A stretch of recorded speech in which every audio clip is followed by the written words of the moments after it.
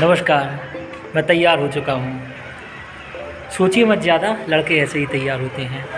तो तैयार होके हम जा रहे हैं उज्जैन, जो कि भोपाल से कुछ ही किलोमीटर की दूरी पर स्थित है।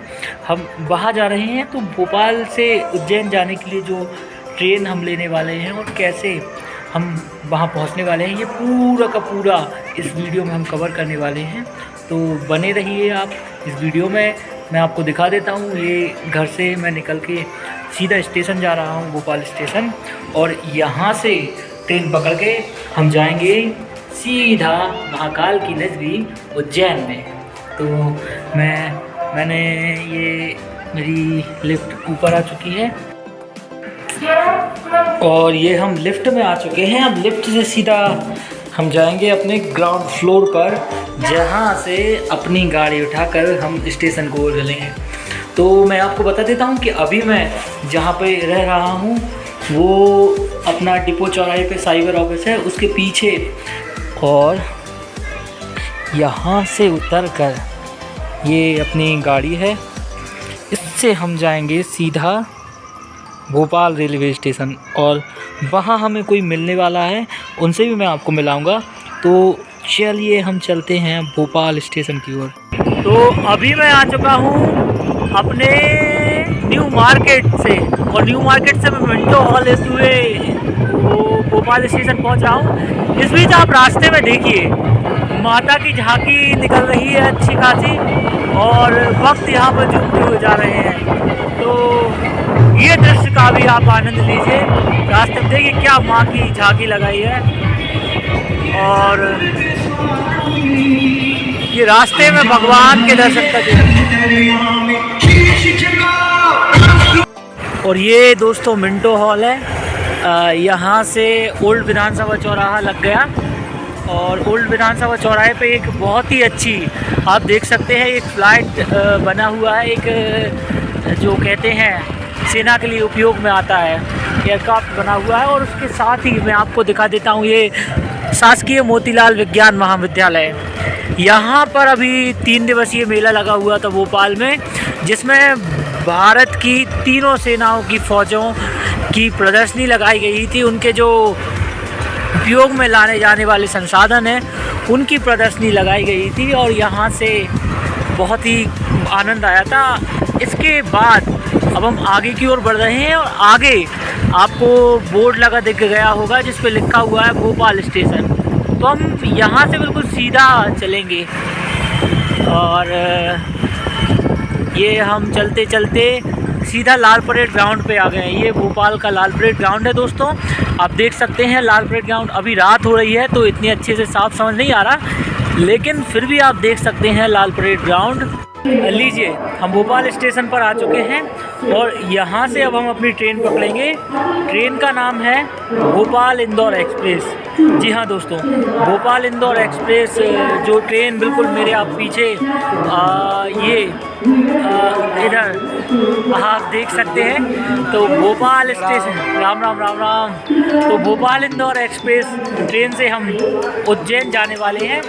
हालांकि मेरे 2 साथी जो गंज वासुदा से मैं हूँ तो वहाँ से आ रहे हैं, और वो जब आएंगे तो उनसे मिलाने के बाद हम इस ट्रेन को पकड़ेंगे। और सबसे पहले तो ये देखेंगे, क्योंकि हम जनरल में जा रहे हैं, तो सबसे पहले हम ये देखेंगे कि ट्रेन में जगह है भी या नहीं। और जिन 2 लोगों की मैं आपसे बात कर रहा था वो हमें मिल चुके हैं, मोनू जी भाई साहब, और एक ये भाग रहे हैं, ये एक नीलेश जी।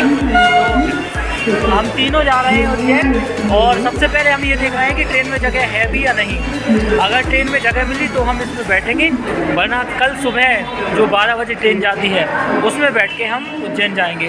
तो चले क्या? चलो। तो फिर आज हमने उज्जैन जाने का प्लान अचानक से कैंसिल कर दिया है, क्योंकि जिस ट्रेन में हम जाने वाले थे उस ट्रेन में अच्छी खासी भीड़ है, और इस वजह से ना तो हमने टिकट ले पाया था और ना ही हमने योजना बना पाई कि हमें जाना चाहिए, क्योंकि हमारे जो साथी आए हुए हैं वो काफ़ी थके हुए हैं। तो अचानक से ऐसे इस तरह से इन परिस्थितियों में जाना उचित नहीं था, तो हमने कहा अब सुबह जाएंगे। तो सुबह इस वीडियो को हम जोड़ते हैं और चलते हैं उज्जैन की ओर सुबह।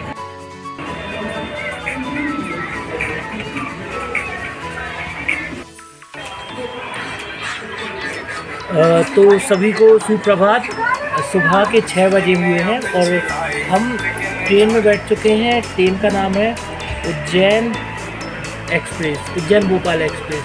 तो ये ट्रेन सीधा हमें उज्जैन लेकर जाएगी। और रात वाली ट्रेन में तो काफ़ी भीड़ थी, लेकिन इस ट्रेन में बिल्कुल ये खाली है। देख सकते हैं आप, ये हमारा बैग रखा हुआ है और उसके सामने वाली जो गाड़ी है वो भी खाली है। तो अब बढ़िया चैन से बैठ के हम उज्जैन पहुंचेंगे और उज्जैन में हम आपको बताएंगे कहाँ पर क्या है, प्रयास करेंगे कहाँ पर क्या है ये बताने का। सबसे पहले मैं आपको बता दूं कि भोपाल से उज्जैन के लिए 75 रुपये का टिकट लगा है। 75 रुपये पर पर्सन का जो टिकट है वो लिया गया है और कुछ ज़्यादा नहीं है। ऐसे यात्रा अगर अच्छे से हम इसको करनी है तो टिकट ले सकते हैं, वरना आप विदाउट टिकट भी जा सकते हैं। हालांकि विदाउट टिकट जाने पर जो आपके परम सम्मानीय जी हैं वो कई बार मिल जाते हैं, तो इसलिए मेरी यही आपको सलाह है कि आप टिकट लेकर जाएं और बिना किसी भीड़ के आप आसानी से उज्जैन भोपाल एक्सप्रेस में बैठ के जा सकते हैं। तो आप इस सीट पे जिनको आप हटा सकते हैं। अच्छा, क्या क्या क्या बोले आप भैया? कैसे हट जाओ भैया, टिकट नहीं लिया। ये भाई साहब अभी भी नींद में हैं। तो चलिए अपन उज्जैन चलते हैं और देखते हैं वहाँ पे कैसा क्या है।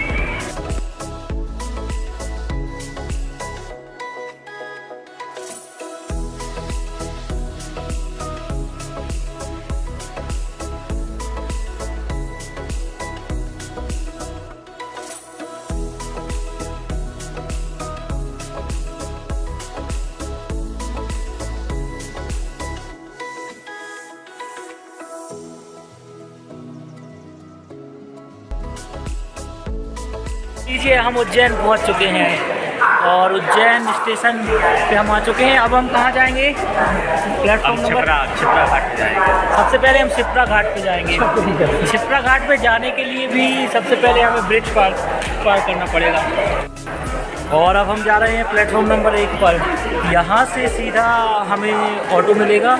ऑटो में ज़्यादा से ज़्यादा 20 रुपये लगेंगे, है ना भाई साहब? हाँ। और ऑटो में बैठने के बाद सीधा 10-20 रुपये में हम उज्जैन के महाकाल मंदिर पहुंचेंगे। महाकाल परिसर में पहुंचने से पहले हम शिप्रा नदी पर जाएंगे और वहां पर स्नान करेंगे। तो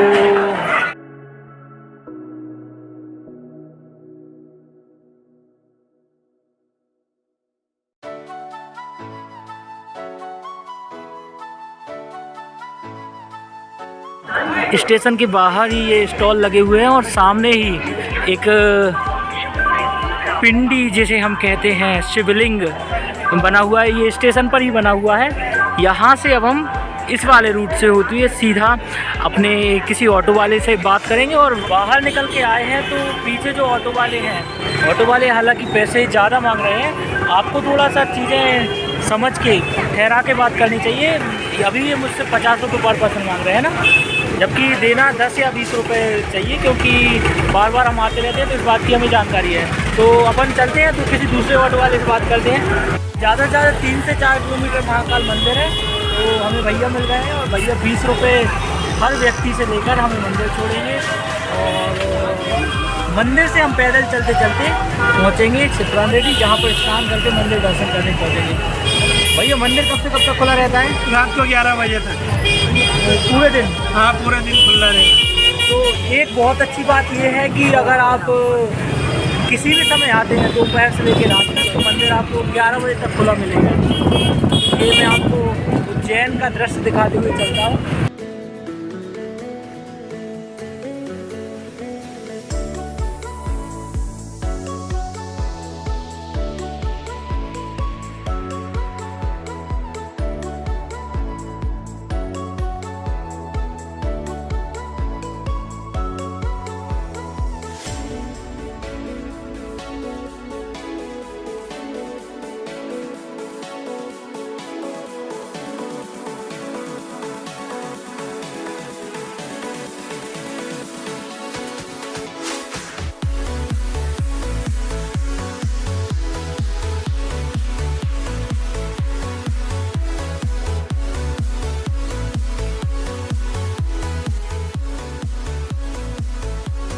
और उज्जैन मंदिर के अंदर जाते समय रास्ते में आपको दुकानें मिल जाएंगी और बहुत ही पतली यहाँ पे गली है। और इस गली से होते हुए हम मंदिर की ओर जा रहे हैं, जहाँ पे सबसे पहले रोड पड़ेगा। अच्छा रोड है, बड़ी संख्या में श्रद्धालु यहाँ पर रहते हैं और फिर मंदिर में जाने के लिए लंबी लाइन लगती है। ये पतली गली मैं आपको दिखाते हुए चल रहा हूँ। हम सबसे पहले, जैसा कि मैंने आपको पहले ही बता दिया था, हम शिप्रा नदी जाएंगे रामघाट पर और वहाँ पर स्नान करेंगे। उसके बाद मंदिर में पहुँचेंगे।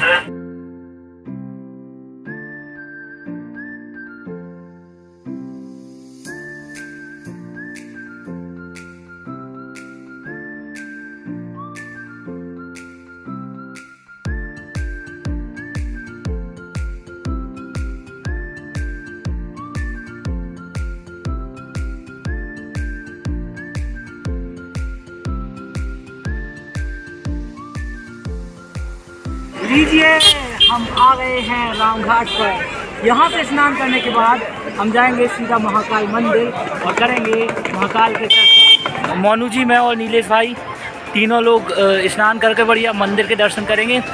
सामने मेरे आप पीछे देखिएगा त्रिभुवन वंदित शिप्रा, और ये पुल बन गया है। पुल से होते हुए उस तरफ पहुंचते हैं और स्नान करेंगे बढ़िया आराम से।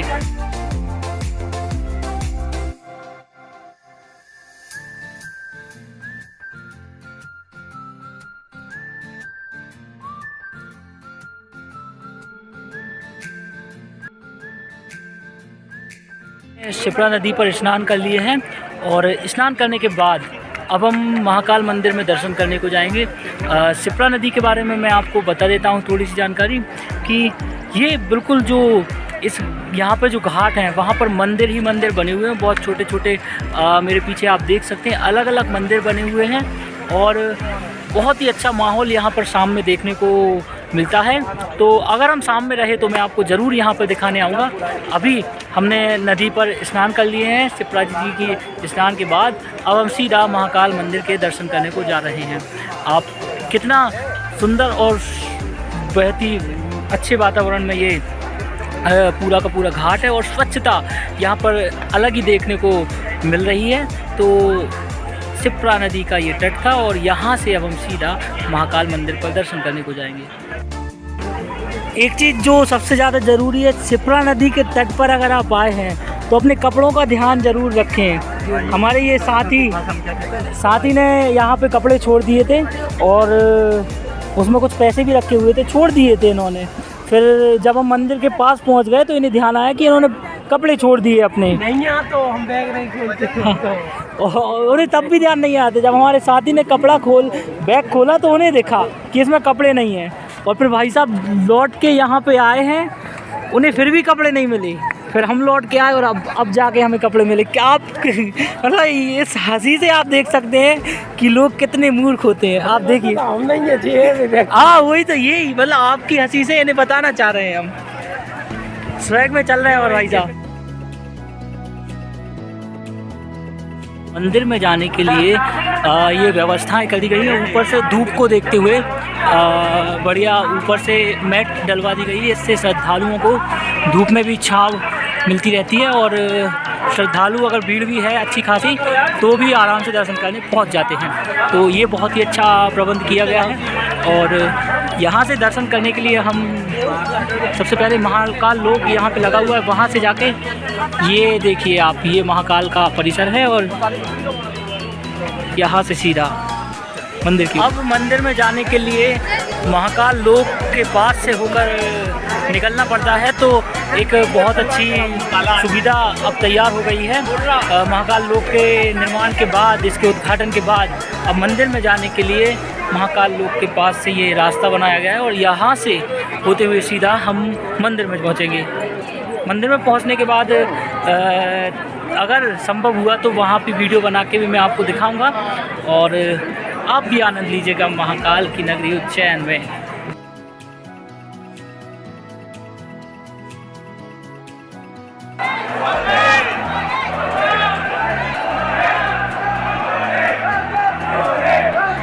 और आप उत्साह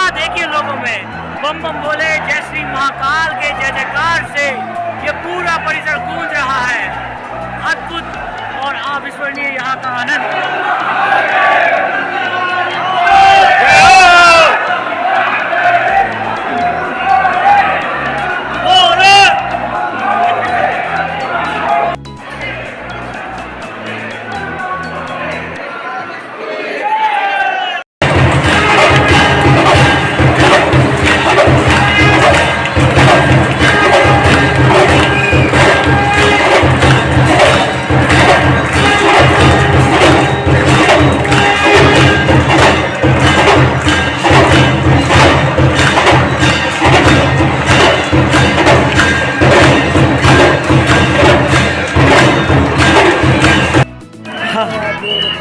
और दर्शन हो चुके हैं महाकाल के।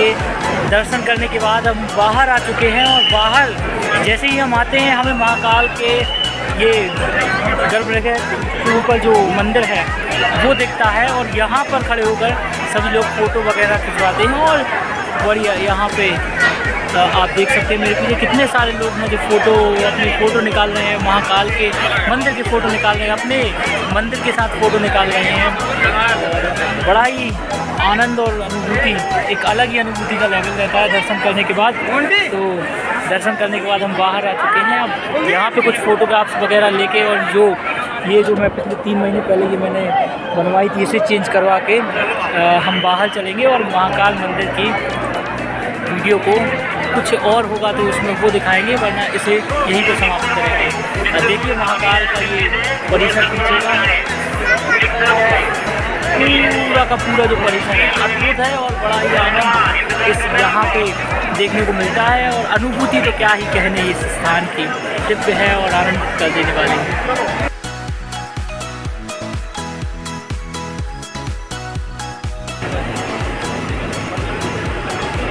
महाकाल के दर्शन करने के बाद अब हम गन्ने का जूस पीने आ चुके हैं, क्योंकि क्या हुआ बैग भी यहाँ पर एक्सचेंज हो चुके हैं। पहले मोनू जी टांगे थे बैग, अब नीलेश भाई टांग चुके हैं, क्योंकि नीलेश हालांकि बच्चा है तो क्या कहते हैं उसे कम से कम इसलिए भविष्य को देखते हुए एक बड़ी जिम्मेदारी दे दी है बच्चे को भी। और ये गन्ने का जूस और लीजिए, दर्शन भी हो गए हैं महाकाल के, बड़े ही आनंद के साथ दर्शन हो गए हैं। और अब हम स्टेशन जा रहे हैं, वहाँ पर भोजन करने के बाद 4:30 बजे जो एक ट्रेन आती है भोपाल के लिए, उस ट्रेन में जाकर फिर से अपने घर पहुँच जाएंगे। तो आशा है आपको ये ब्लॉग पसंद आया होगा और कोई ना कोई जानकारी तो आपके पास इस ब्लॉग के माध्यम से आएगी जो आपको सहयोग देगी। आप कुछ कैसा रहा अनुभव? कुछ नहीं कहना चाहते हैं। कुछ नहीं कहना चाहते आप? कुछ तो बोलो। हम डिस्प्रेशन में हैं, हम कुछ नहीं कहना चाहते। डिप्रेशन में? डिस्प्रेशन कारण? खाना ना मिलना।